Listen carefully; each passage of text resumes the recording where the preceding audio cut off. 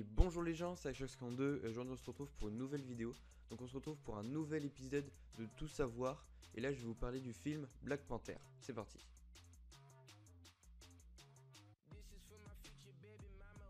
Donc avant toute chose, je vais commencer par vous parler donc du pays de Black Panther, qui est donc le Wakanda. Donc le Wakanda est un pays fictif d'Afrique centrale. Il y a à peu près 6 millions d'habitants vivant sous une monarchie dont le roi est le Black Panther. Il y a très longtemps, une immense météorite s'écrasa en Afrique centrale et provoque le gisement de substances uniques qui deviennent donc plus tard le vibranium. Plus tard, du coup, le cratère deviendra le pays du Wakanda. Les Wakandais, donc qui sont les habitants du Wakanda, au fur et à mesure auront appris à utiliser et à se servir de ce métal pour forger des armes, des outils extrêmement sophistiqués. Le Wakanda est entouré de montagnes et les frontières du pays sont très soigneusement patrouillées et toute tentative d'invasion a été repoussée.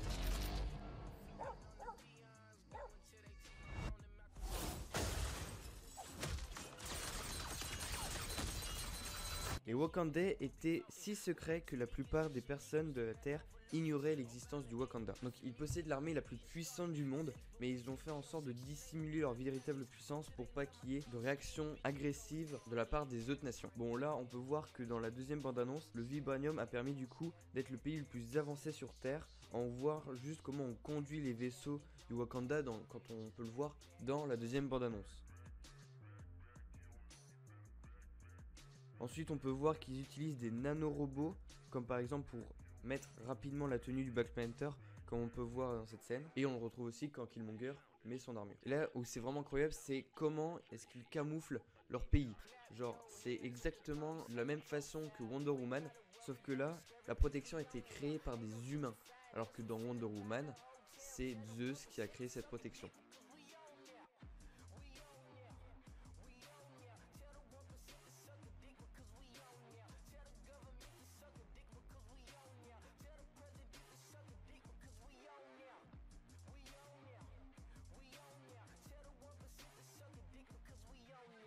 Bon, je vais pas vous parler de T'Challa en personne, mais je vais plutôt vous parler de ce qu'est le Black Panther. L'homme qui détient le titre de Black Panther, en fait, c'est le roi du Wakanda. Faut savoir que donc du coup, T'Challa, c'est le Black Panther, mais le Black Panther n'est pas T'Challa. On associe trop souvent le Black Panther à T'Challa, alors qu'il y a eu beaucoup d'autres personnes qui ont été le Black Panther, comme son père et son oncle. T'Chaka et Essian. Parce qu'en fait, de base, le Black Panther est à l'origine d'un culte, donc le culte du Black Panther. En fait, c'est quoi le culte du Black Panther? En fait, c'est à chaque nouveau Black Panther, eh bien, celui-ci doit partir à la quête de la feuille en forme de cœur qui se trouve au mont Kanda. Du coup, le nouveau roi devra manger cette feuille, il rencontrera le dieu Panthère qui lui conférera le pouvoir du Black Panther, donc des capacités surhumaines. Mais pour devenir le Black Panther, avant toute chose, il faut combattre et vaincre l'ancien roi, comme T'Challa l'a fait pour son oncle Essian.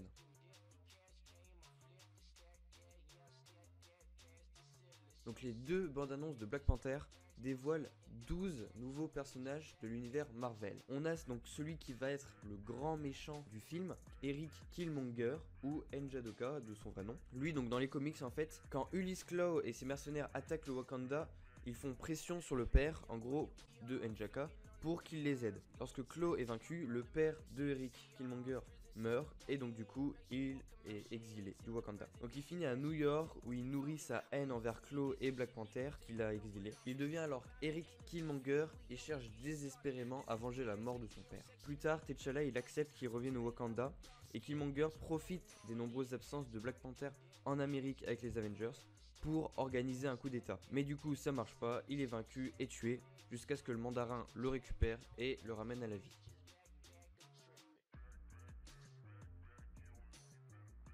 Donc du coup, je vais quand même vous parler de T'Chaka qui est le père de T'Challa, qui meurt dans Captain America Civil War, et d'ailleurs qui est dans le casting de Black Panther, parce que je pense qu'il fera des apparitions sous forme de fantôme. Mais ça, j'y reviendrai plus tard. Donc T'Chaka, donc lui c'était donc du coup le roi du Wakanda, et en 1941, lors de la Seconde Guerre mondiale, il va faire équipe avec Captain America pour se battre contre divers super vilains, dont Crâne Rouge. Plus tard, donc du coup, en l'échange du bouclier de Captain America triangulaire, T'Chaka va lui offrir du coup du vibranium, ce qui va donner plus tard le bouclier en vibranium de Captain America que l'on connaît aujourd'hui. Plus tard encore, T'Chaka, du coup, il va mourir tué par Ulysse Klaue, qui avait été engagé par des pays voisins qui voulaient du vibranium, mais dont T'Chaka avait refusé de leur donner. Et donc du coup, après la mort, c'est l'oncle de T'Challa, Esian, qui hérita du trône du Wakanda, puis T'Challa lui-même, lorsqu'il eut l'âge requis de devenir roi. Ensuite, on a le deuxième principal méchant de ce film, qui a déjà été rencontré dans Avengers l'ère d'Ultron, qui est donc du coup Ulysse Klaue. Donc lui, dans les comics, c'est un physicien qui a besoin de vibranium pour mettre au point un appareil transformant le son en matière. Donc du coup, il va au Wakanda pour s'emparer de ce minerai, qui est détenu donc du coup par le culte du Black Panther, mais durant un combat, il perd sa main droite, qui est détruite par son éclateur sonique. Donc du coup, dans Avengers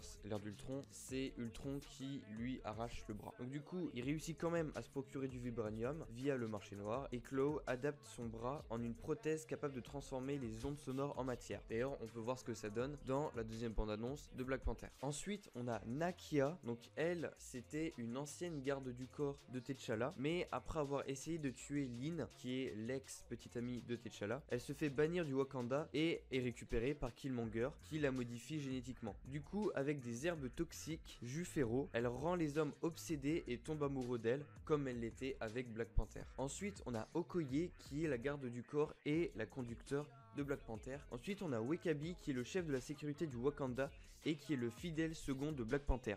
Donc lui, il possède un bras droit bionique qui cache diverses armes explosives. Ensuite, on a Ayo, que l'on peut voir dans Captain America Civil War dans cette scène. It's just a matter of time.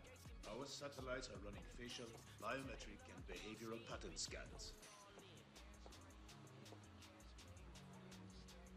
Move, or you will be moved.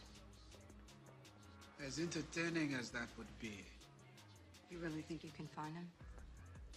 Donc après la condamnation à mort d'un de ses amis, elle décide de voler un prototype de l'armure de l'Ange de Minuit pour le faire s'évader, et elle libère d'anciennes Dora Milaje prises en otage. Donc les Dora Milaje, ce sont des femmes qui sont destinées à sans doute se marier avec le prince et qui, tant qu'elles ne sont pas mariées, deviennent la garde du corps. Aneka, donc qui est l'amie secourue, et les Dora Milaje forment un nouveau peuple, les Midnight Angels, qui est un peuple rebelle, mais qui par la suite va s'allier avec Black Panther pour combattre un peuple ennemi. Après la victoire, Aneka se rend compte des valeurs de Black Panther ainsi que de ses principes et fait la paix avec lui. Ensuite, on a Shuri, qui est la petite sœur de T'Challa. Donc elle est jalouse de lui car elle a toujours voulu être le Black Panther. Mais après s'être battue contre Klaue, T'Challa veut bien l'entraîner. Lors d'un raid sur un navire de Killmonger, elle est capturée par celui-ci, mais réussit à s'échapper en se battant contre tous les hommes de main de Eric. Pendant l'invasion secrète, la Cabale tente de recruter Black Panther, mais il refuse et du coup la Cabale le fait tomber dans le coma. Shuri devient alors le Black Panther, mais lorsqu'elle ingère l'herbe en forme de cœur, celle-ci ne lui donne pas ses pouvoirs de Black Panther, car le Black Panther il dit que c'est à cause de sa jalousie envers son frère. Sauf que lorsque Morlur menace d'anéantir le Wakanda, elle s'empare de l'identité du Black Panther, fait sortir T'Challa du coma et donc du coup réussit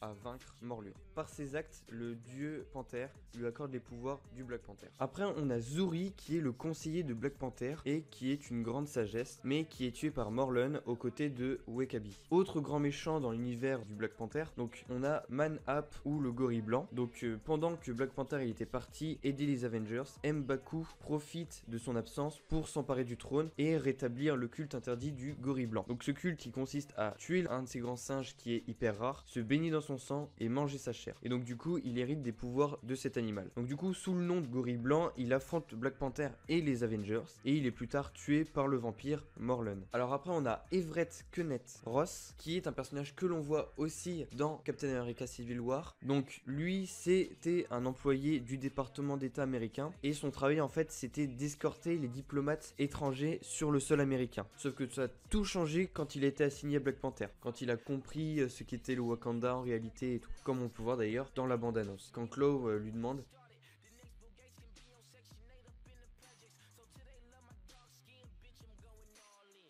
Donc du coup, Everett et T'Challa, ensemble, ils vont faire face à de multiples menaces contre la souveraineté au Wakanda. Et en tant qu'expert sur le Wakanda, Everett, il a travaillé comme conseiller aux côtés du représentant du gouvernement et de l'agence de sécurité nationale. Et enfin, on a Ramonda. Donc elle, c'est la belle-mère de T'Challa et la mère de Shuri. Donc du coup, c'était l'ancienne reine du Wakanda et l'épouse de T'Chaka après la mort de Enyani, l'ancienne épouse de T'Chaka, qui est morte à l'accouchement de T'Challa.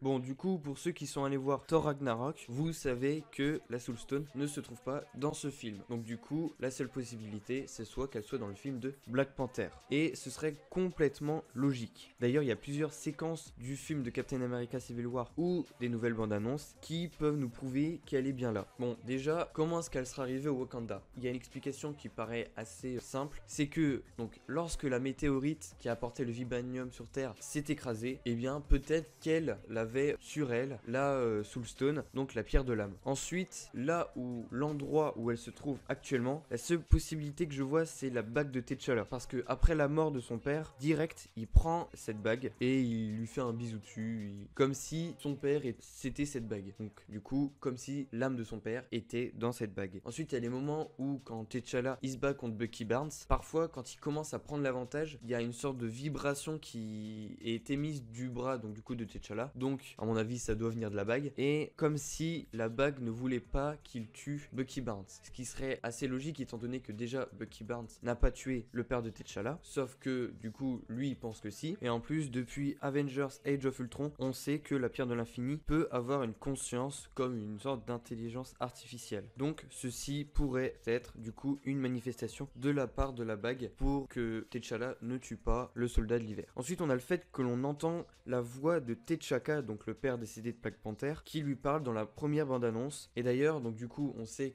qu'il est dans le casting du film Black Panther. Et dans les comics, eh ben, le roi Black Panther peut rentrer en contact avec ses ancêtres morts. Donc, sorte de fantôme, ce qui, donc du coup, fait référence aux âmes. Et donc du coup, Soulstone, pierre de l'âme. Voilà, donc les gens, c'est la fin de cette vidéo. Si vous avez aimé, pensez au j'aime. Laissez un commentaire pour me le faire savoir. Et suivez-moi sur les réseaux sociaux parce que je suis très présent sur Twitter en ce moment. Donc voilà. Donc sur ce, ciao ciao.